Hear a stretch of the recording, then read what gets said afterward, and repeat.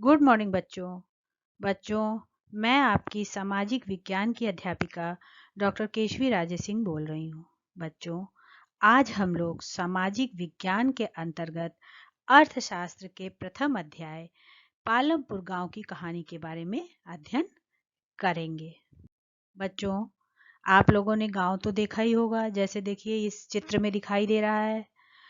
और सोचिए कि एक गांव में क्या क्या होता है, वहाँ के लोग कैसे रहते हैं, उनके घर कैसे होते हैं, वो उन लोग क्या क्या व्यवसाय करते हैं, उनका रहन सहन कैसा होता है, उनको रहने के लिए किन किन चीज़ों की आवश्यकता होती है, वह अपना जीविकोपार्जन किस प्रकार करते हैं, है कि नहीं। बच्चों, आप लोगों ने देखा होगा या टीवी आदि के माध्यम से भी आप लोग ये देखे होंगे कि गांव में बड़े बड़े खेत होते हैं, बहुत दूर दूर तक छोटे छोटे घर होते हैं जिसे झोपड़ी कहते हैं। कुछ बड़े घर भी होते हैं बच्चों, कुछ पक्के मकान भी होते हैं। कुछ गांव में बिजली, पानी, अस्पताल, विद्यालय आदि की व्यवस्था रहती है। कुछ गांव में यह सब व्यवस्था नहीं भी रहती। बच्चों, कल्पना कीजिए कि एक ऐसा गांव हो जहां सारी व्यवस्थाएं हो, जैसे कि बिजली, पानी, विद्यालय, अस्पताल, बैंक आदि। उसकी सड़कें भी बनी हुई हो, सड़कें शहर की मुख्य सड़क से जुड़ी हुई हो, और सभी के पास बड़े या छोटे घर हो। सभी घरों में सारी सुख सुविधाएं हो, जैसे कि बच्चे पढ़ने जाते हों, बीमार होने पर उनका अच्छे से इलाज हो सके, सभी लोग अपने मनपसंद व्यवसाय कर सकते हो, जीविका का साधन अपने पसंद का अपना सकते हो और जीविकोपार्जन कर सकते हो, जैसे पशुपालन, कृषि है, डेयरी उद्योग आदि। तो बच्चों, ये आप देखिए कि वह गांव कितना अच्छा होगा अगर उस गांव में यह सारी व्यवस्था होगी।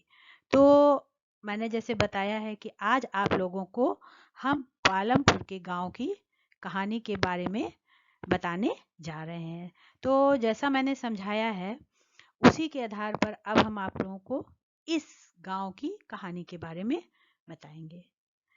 इस कहानी का उद्देश्य उत्पादन से संबंधित कुछ मूल विचारों से परिचय कराना है, और ऐसा हम एक काल्पनिक गांव पालमपुर कहानी के माध्यम से कर रहे हैं।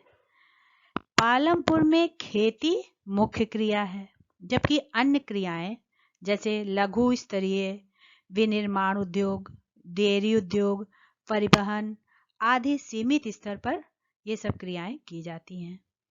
इन उत्पादन क्रियाओं के लिए विभिन्न प्रकार के संसाधनों की आवश्यकता होती है, जैसे प्राकृतिक संसाधन, मानव निर्मित वस्तुएं, मानव प्रयास और मुद्रा आदि, क्योंकि बिना मुद्रा के तो कोई भी काम करना कठिन हो जाएगा।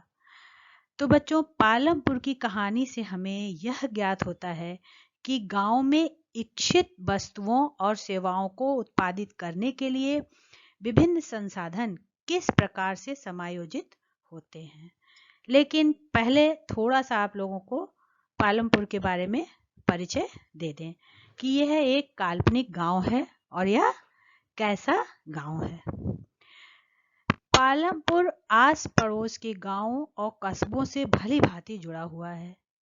एक बड़ा गांव रायगंज पालमपुर से 3 किलोमीटर की दूरी पर है। प्रत्येक मौसम में यह सड़क गांव को रायगंज और उससे आगे निकटतम छोटे कस्बे शाहपुर से जोड़ते हैं।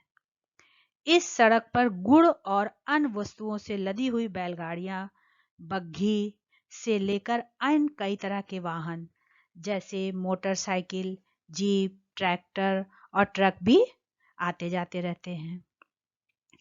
बच्चों, इस गांव में विभिन्न जातियों के लगभग 450 परिवार रहते हैं। गांव में अधिकांश भूमि के जो स्वामी हैं, उनके मकान, जिनमें से बहुत के तो कुछ बड़े बड़े होते हैं और कुछ के छोटे होते हैं। कुछ के मकान ईंट और सीमेंट के बने हुए होते हैं। अधिकांश घरों में बिजली भी है। गांव में गरीब लोगों की संख्या गांव की कुल जनसंख्या का 1/3 है। जिनके घर छोटे तथा मिट्टी और फूस के बने होते हैं। खेती के सभी साधन, नलकूप आदि जो भी हैं वो सब बिजली से चलते हैं। इनका उपयोग विभिन्न प्रकार के कार्यों के लिए भी किया जाता है। अब बच्चों, मैं जैसे बता रही हूँ कि पालमपुर गांव में क्या क्या सुविधाएं हैं, तो अब देखिए, पालमपुर में 2 प्राथमिक विद्यालय और एक हाई स्कूल है। विद्यालय मतलब जहां बच्चे पढ़ने जाते हैं। गांव में एक राजकीय प्राथमिक स्वास्थ्य केंद्र और एक निजी औषधालय भी है, जहां रोगियों का उपचार किया जाता है।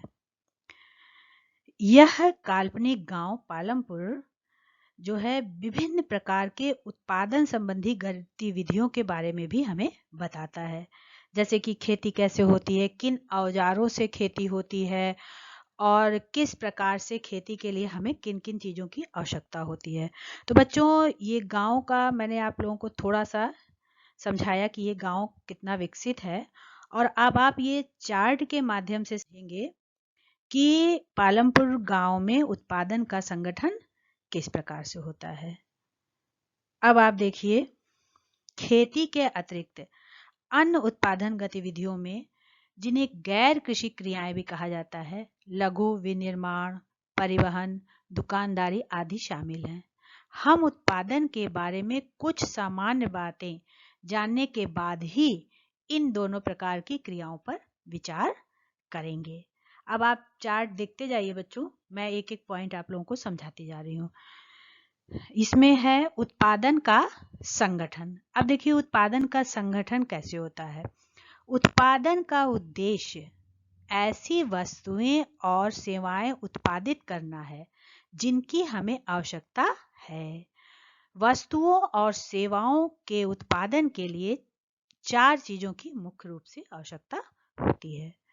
अब जैसा कि आप ये चार्ट के माध्यम से देख रहे हैं, पहली है भूमि तथा अन्य प्राकृतिक संसाधन, दूसरी चीज है श्रम, तीसरी है भौतिक पूंजी, चौथा है मानव पूंजी।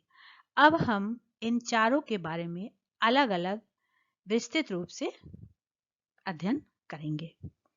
अब पहली आवश्यकता है बच्चों भूमि तथा अन्य प्राकृतिक संसाधन। अब जैसे इसमें पहला है जल, दूसरा है वन, तीसरा है खनिज। अब ये अगर नहीं रहेगा, कोई भी उत्पादन करने के लिए जल नहीं रहेगा, खनिज नहीं रहेंगे, तो कोई भी वस्तु का उत्पादन कैसे होगा। इसी प्रकार दूसरी आवश्यकता है श्रम, अर्थात जो लोग काम करते हैं। मान लीजिए हमारे पास कच्चा माल है, पूंजी भी है, जल भी है, मगर अगर उसको कार्य करने वाले ही नहीं रहेंगे तो भी हमारा उत्पादन पूरा नहीं होगा।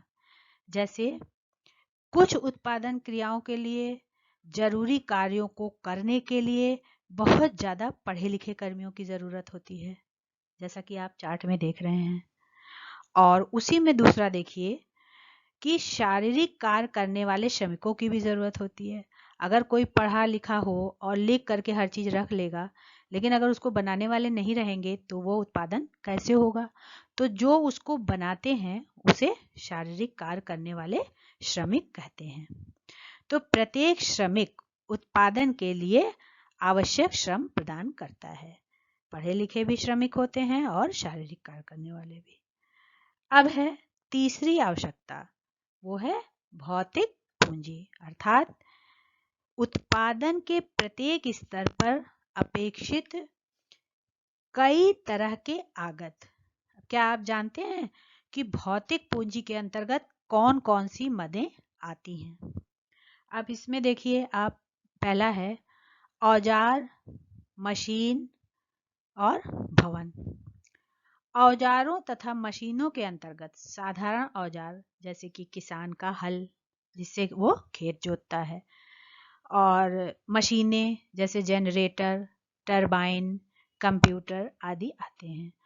औजारों, मशीनों और भवनों का उत्पादन में कई वर्षों तक प्रयोग होता है और इन्हें स्थायी पूंजी कहा जाता है। अब इसमें दूसरा बिंदु है कच्चा माल और नकद मुद्रा। अब इसमें देखिए, उत्पादन में कई प्रकार के कच्चे माल की आवश्यकता होती है, जैसे बुनकर द्वारा प्रयोग किए जाने वाला सूत और कुम्हारों द्वारा प्रयोग में लाई जाने वाली मिट्टी। उत्पादन के दौरान भुगतान करने तथा जरूरी माल खरीदने के लिए कुछ पैसे की भी आवश्यकता होती है। कच्चा माल और नकद पैसों को कार्यशील पूंजी कहते हैं। औजारों, मशीनों तथा भवनों से भिन्न ये चीजें उत्पादन क्रिया के दौरान समाप्त हो जाती हैं। अब बच्चों, एक चौथी आवश्यकता भी होती है। आपको स्वयं उपयोग हेतु या बाजार में बिक्री हेतु उत्पादन करने के लिए भूमि, श्रम और भौतिक पूंजी को एक साथ करने योग्य बनाने के लिए ज्ञान और उद्यम की भी आवश्यकता पड़ती है। आजकल इसे मानव पूंजी कहा जाता है। मानव पूंजी के विषय में बच्चों हम अगले अध्याय में और अधिक विस्तार से अध्ययन करेंगे। अब आप लोग एक ये चित्र देखिए। इस चित्र में बच्चों, अब मैं आप लोगों को एक चित्र दिखा रही हूँ। इस चित्र में आप देखिए कि उत्पादन में प्रयुक्त भूमि, श्रम और स्थायी पूंजी अलग अलग है। इस चित्र में आप लोग इसकी अलग अलग पहचान कीजिए और देखिए कि उत्पादन भूमि, श्रम और पूंजी को किस प्रकार संयोजित करके उत्पादन होता है, जिन्हें उत्पादन के कारक कहा जाता है।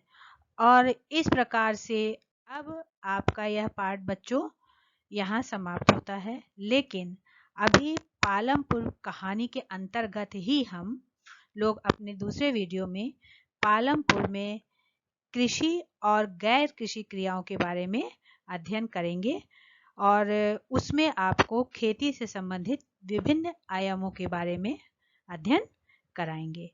बच्चों, अब आप लोग इसके कुछ प्रश्न नोट कर लीजिए, उसके उत्तर अपनी कॉपी में लिखकर रखिएगा।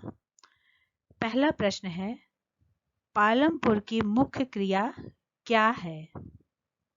दूसरा, पालमपुर में उपलब्ध परिवहन के संसाधन कौन कौन से हैं? तीसरा, पालमपुर में कितने स्कूल एवं स्वास्थ्य केंद्र हैं?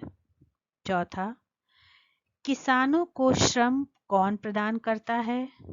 पांचवा, पालमपुर में सिंचाई के प्रमुख स्रोत कौन कौन से हैं?